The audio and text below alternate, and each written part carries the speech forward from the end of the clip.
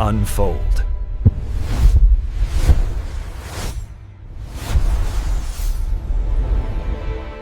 Welcome back to The Deep Dive, where we peel back the layers on history's biggest moments, giving you the source material, the surprising connections, and the granular details that explain not just what happened, but why it mattered. Today we're going into, well, what has to be the ultimate paradox in the history of exploration. We are undertaking a deep dive into Sir Ernest Shackleton's Imperial Trans-Antarctic Expedition.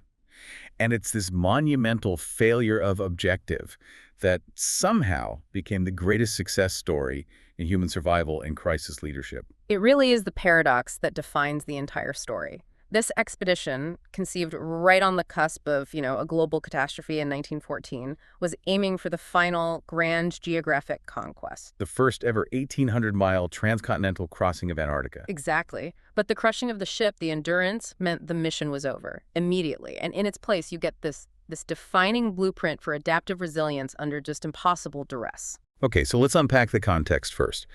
We're talking about the fading echo of what historians call the heroic age of Antarctic exploration.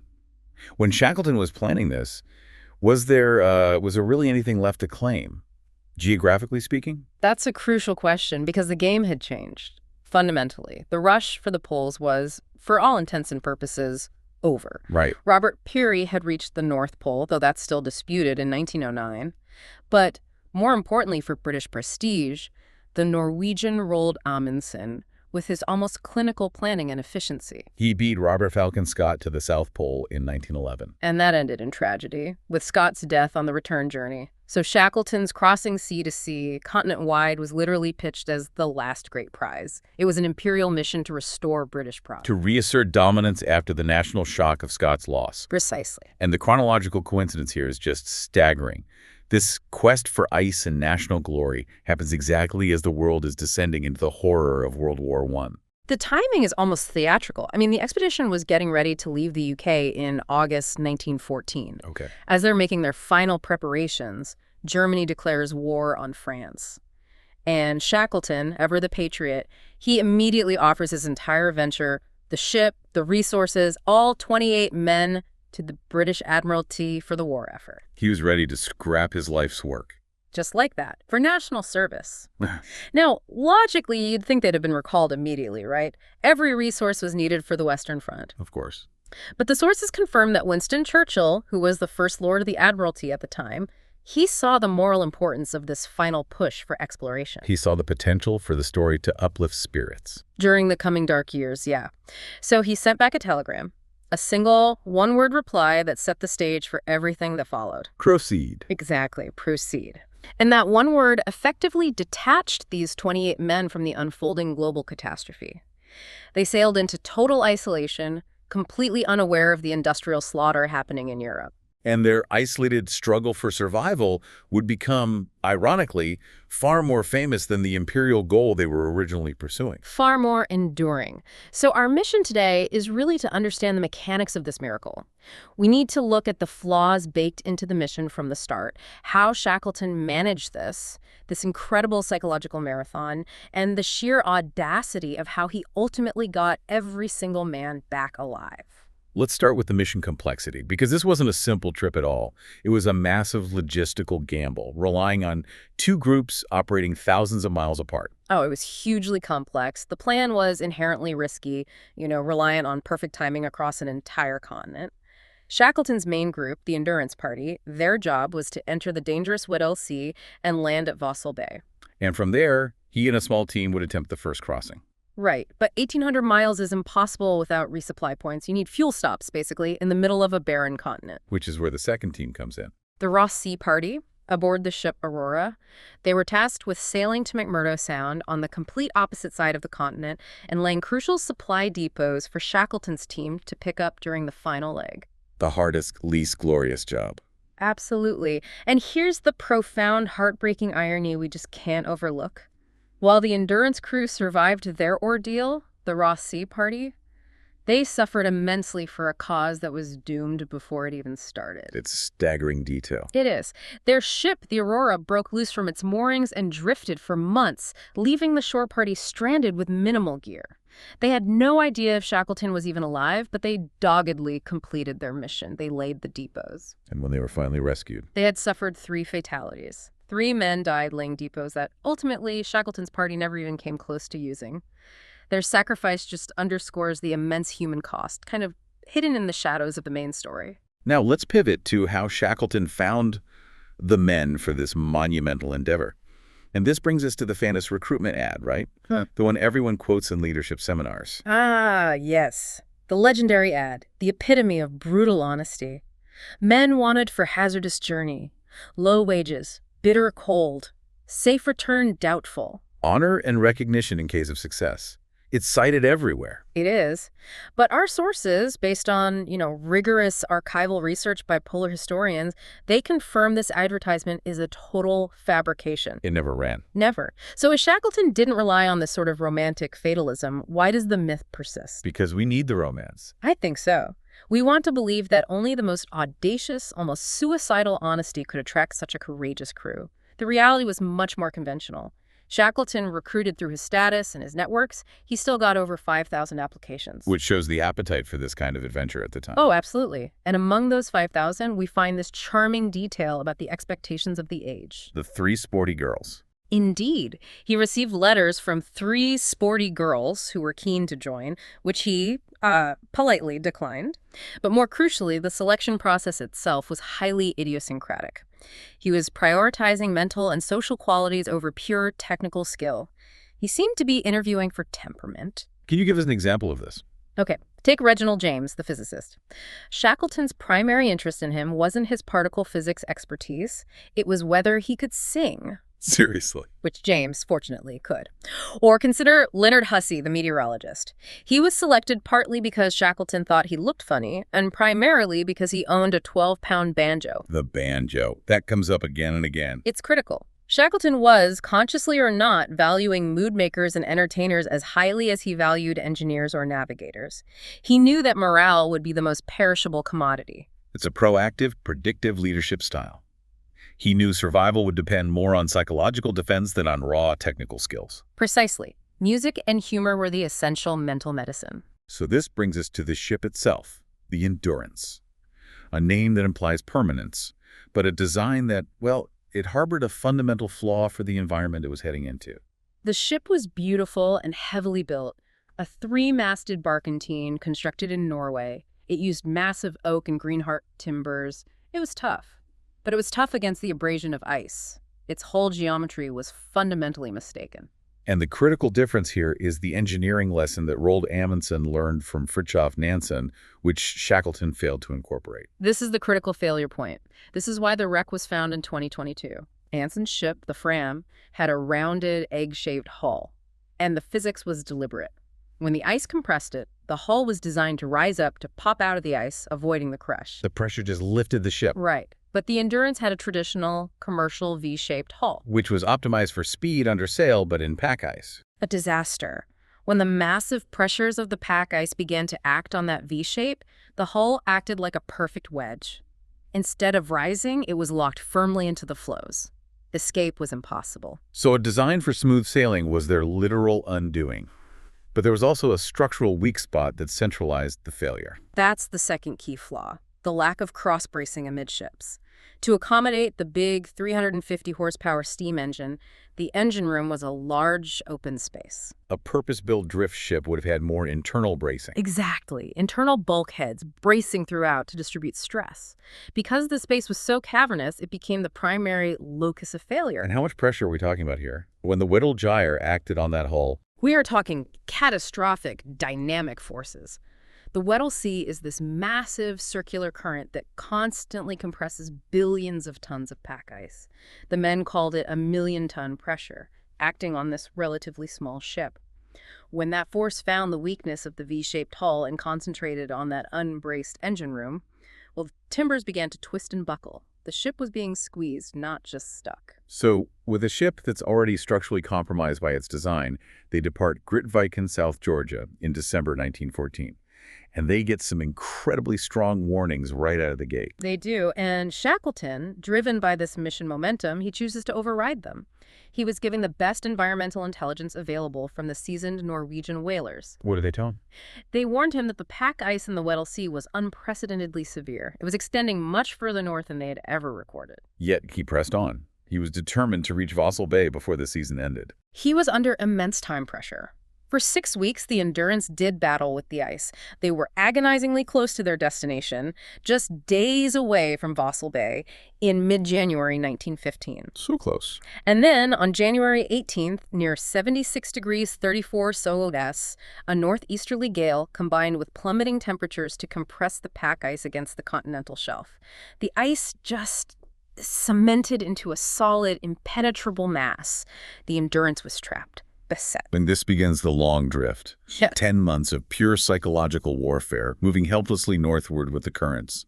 How did Shackleton keep these men from just falling into utter despair? This is the real proving ground for his leadership, his adaptive empathy. He knew they couldn't control the ice, so he shifted focus entirely to what they could control, morale and psychological structure. He enforced a meticulous routine against the chaos. What did that look like? What were some of those tangible examples? Well, they immediately moved to communal living in the warmer 'tween decks, which they ironically dubbed the Ritz. Physical activity was crucial.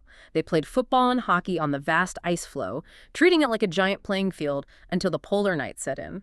And the dog races? The Antarctic Derby? That sounds like this elaborate mechanism for just diverting tension and simulating a purpose. That's exactly what it was. They organized dog sled races, complete with betting not for money, which was worthless, but for chocolate or cigarettes. These were carefully structured diversions, psychological anchors that provided a sense of purpose when their real mission was drifting hopelessly away.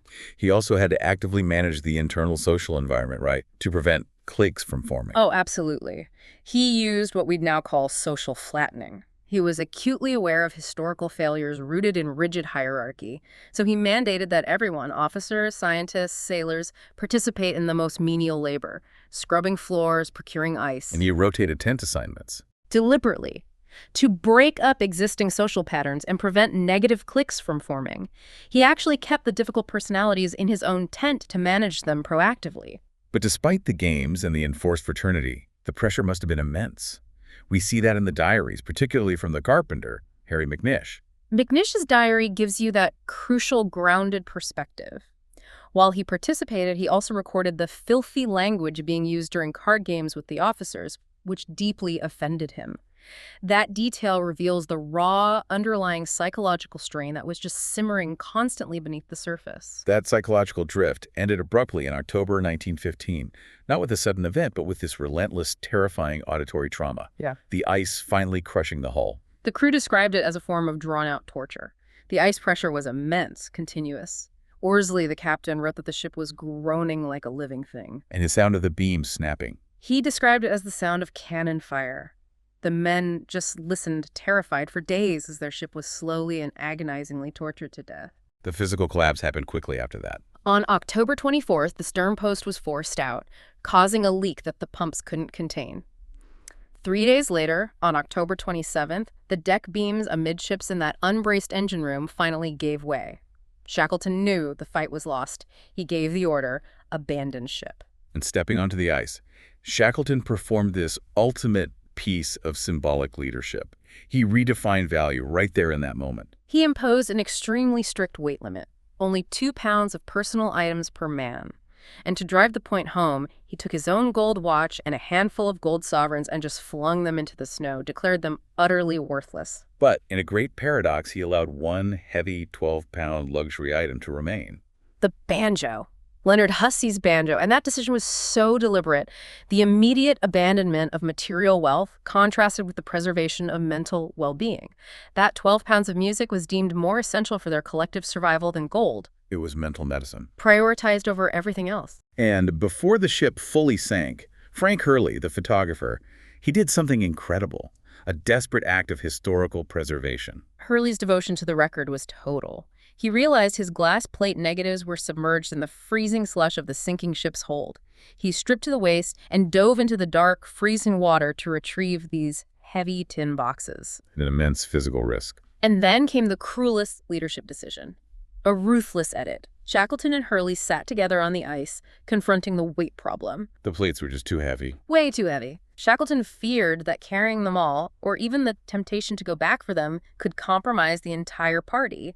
So they selected the best 120 images, the most iconic shots, and they deliberately smashed the remaining 400 plates against the ice. Sacrificing a huge chunk of history for their mobility. For their survival, exactly. So now the crew is living on the ice. Shackleton, ever restless, immediately tries to regain control by marching toward Paulet Island, dragging the 3 lifeboats. Yeah, that attempt was short-lived. It taught them a very painful lesson in caloric management. How so? They were harnessing themselves like draft animals to haul these massive lifeboats across chaotic, jumbled pack ice. They moved barely a mile a day. The energy they were expending, the caloric cost, was completely unsustainable. Shackleton, realizing this, abandoned the march after only 7 days. They settled into what they called patience camp, letting the ice drift them north. And this is when the most serious internal threat to the mission emerged. The McNish Mutiny. Right. And this incident is remarkable because it was rooted in legalism, not just anger. It was. On December 23, 1915, McNish, the brilliant but very rigid carpenter, he just refused to work. He argued that since the Endurance had sunk, the ship's articles, their crew contract, were legally nullified. He claimed he was no longer under Shackleton's command. And McNish had a strong legal point, didn't he? He did, which made it so dangerous. It was an immediate existential threat to the command structure. If that argument succeeded, the whole social order would collapse into chaos. So how did Shackleton handle it?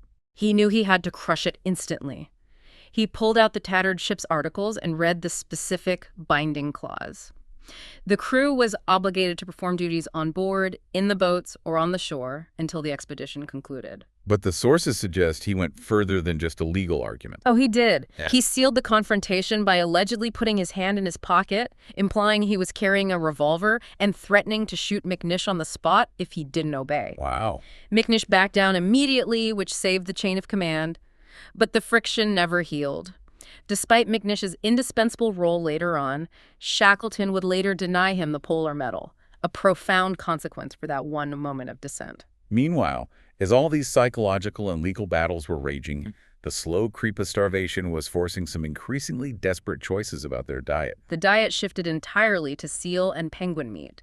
But as the drift carried them further north, away from the prime seal migration routes, their food supply became critical. And this led to the most wrenching decision. The remaining sled dogs had to be shot, one by one. They consumed too much precious meat, and crucially, you couldn't take them on the boats for the final escape.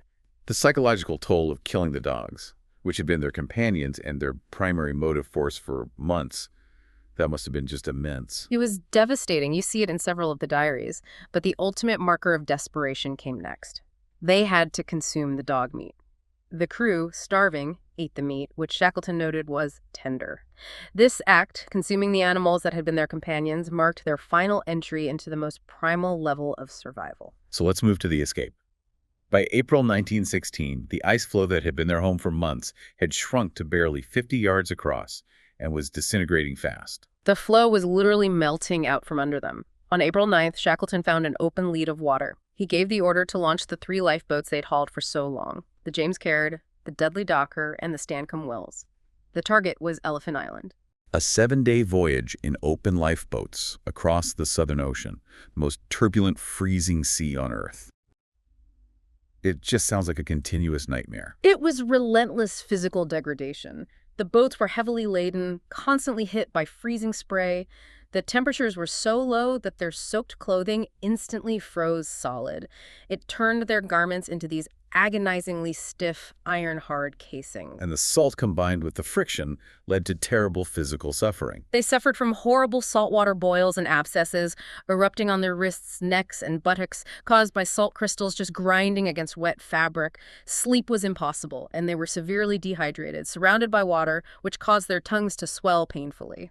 The navigation feat by Frank Worsley in those conditions seems utterly impossible. Worsley's seamanship kept them alive. He had to stand precariously, braced by 2 other men on the gunwales, just waiting for the briefest moment when the boat crested a wave to catch a sextant reading of the sun or a star.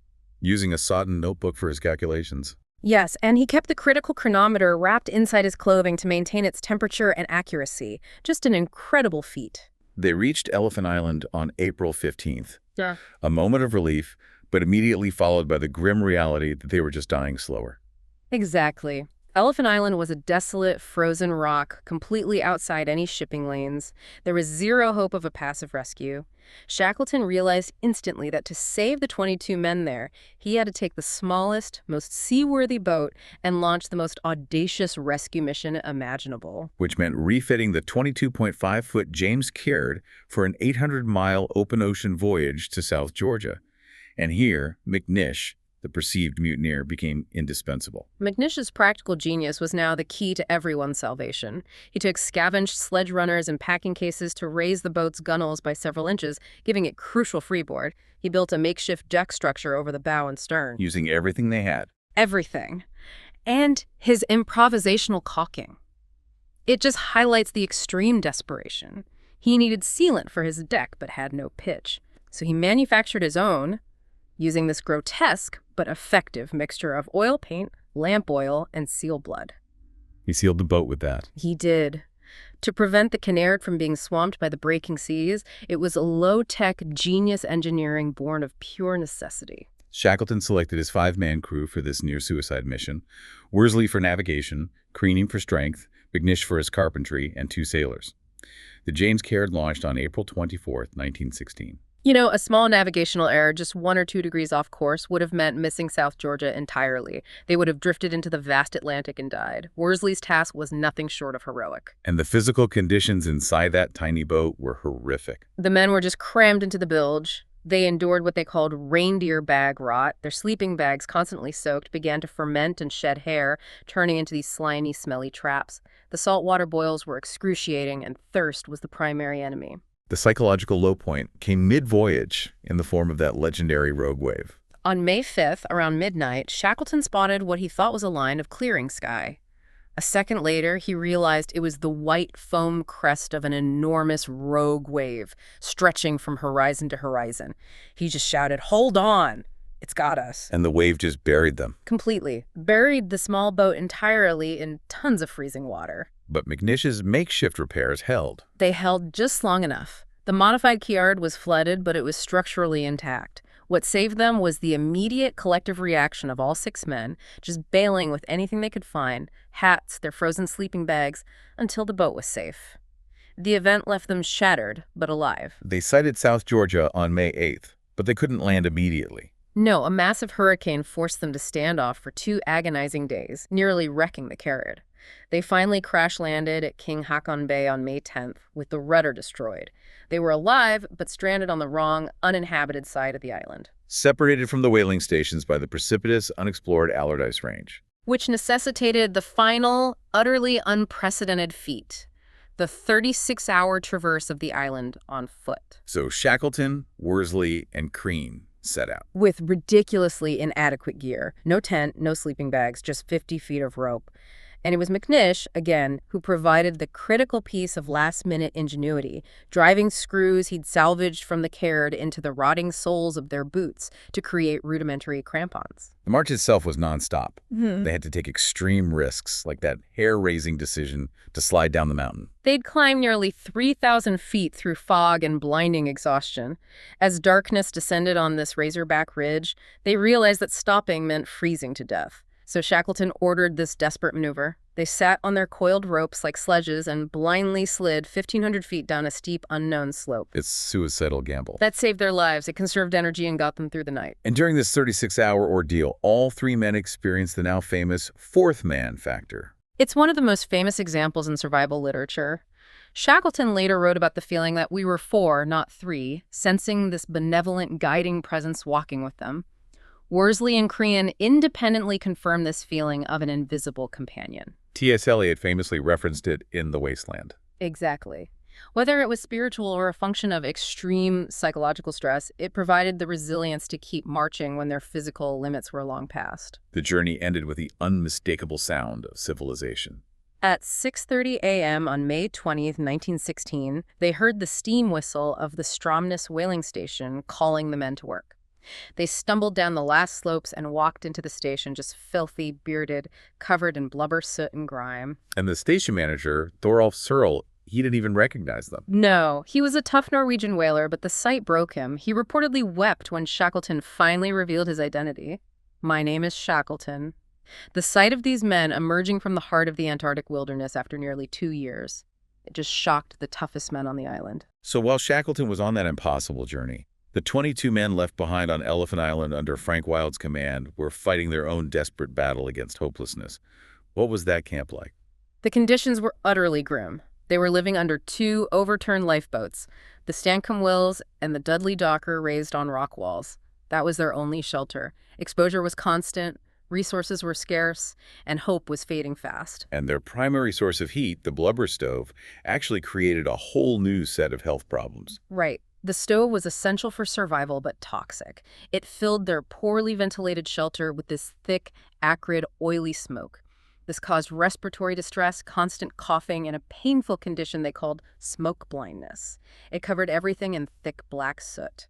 They also faced a critical medical emergency, an amputation with almost no resources. The stowaway, Perce Blackborough, developed severe gangrene in his toes from frostbite. Dr. Macklin and Dr. McElroy were forced to perform an emergency amputation on the dirty floor of the hut. They used the absolute last drops of chloroform they had salvaged. It just highlights how fragile their situation was. One infection, one mistake, and the miracle would have been broken. But Frank Wild, Shackleton's second in command, he maintained discipline using a crucial psychological tool. He had to fight the hopelessness that threatened to engulf them. So Wild enforced a routine, and his daily order became their crucial mantra. "Lash up and stow. The boss may come today." He made the promise of rescue a part of their daily life, preventing them from slipping into fatalistic despair.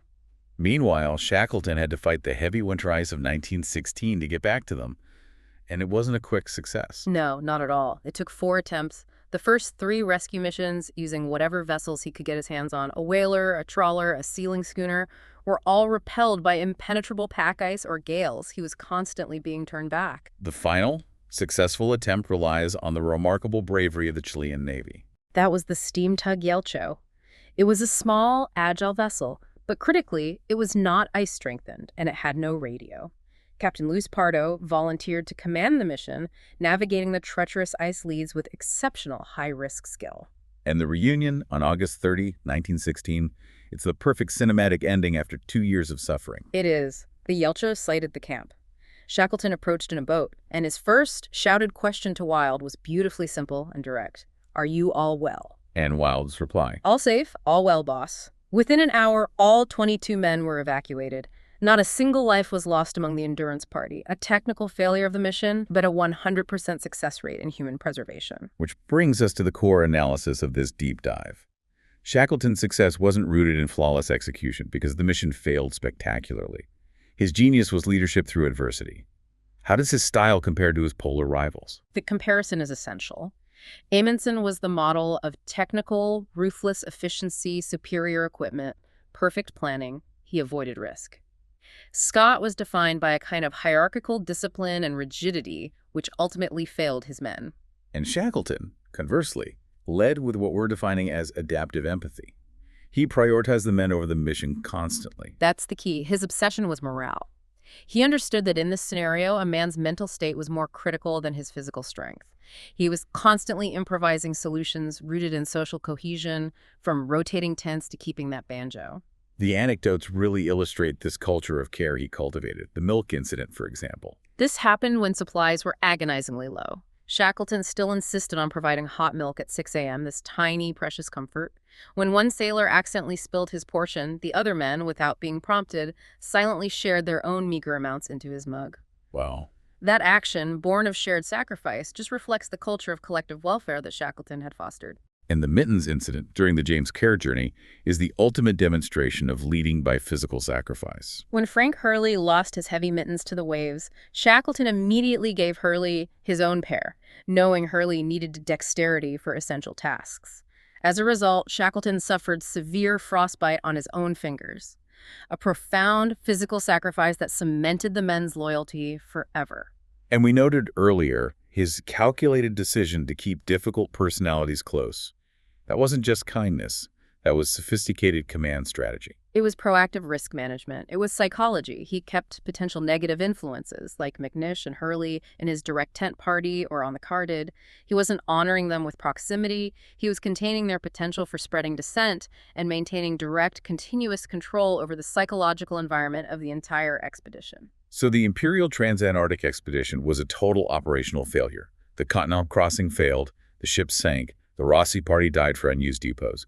Yet it is the success that defines the heroic age. It is the ultimate narrative of improvisation and prioritization. Shackleton's genius was not in the initial planning, which was demonstrably flawed. His genius was in adaptation and morale management. He proved that when the plan collapses, human relationships and resilience are the only things that matter. The ultimate summary remains that quote from fellow explorer Raymond Priestley, which perfectly encapsulates the legacy of this adaptive leader. Priestley, having served with both Scott and Shackleton, he concluded, "For scientific discovery, give me Scott. But when disaster strikes and all hope is gone, get down on your knees and pray for Shackleton." He provided hope and human strength when the objective had become impossible. Exactly. And we should briefly reflect on the physical remnant of this ordeal, which was only recently found. In 2022, the wreck of the Endurance was finally discovered, sitting upright and pristine, 3,000 meters deep in the Weddell Sea. You can still read the name on the stern. It is a stunning, quiet testament to the violent, crushing forces that overcame her flawed design, frozen in time on the seabed. But the lasting value is certainly not in the ship, but in the strength of the character revealed in the crew. The survival rate of the Endurance party was 100%, achieved through collaboration and shared sacrifice when all logic dictated otherwise. Which leaves us to ponder. Does the enduring value of any human endeavor truly lie in the fulfillment of the objective, or is it revealed far more profoundly in the strength and character shown when the objective becomes utterly impossible? Something for you to chew on until our next deep dive.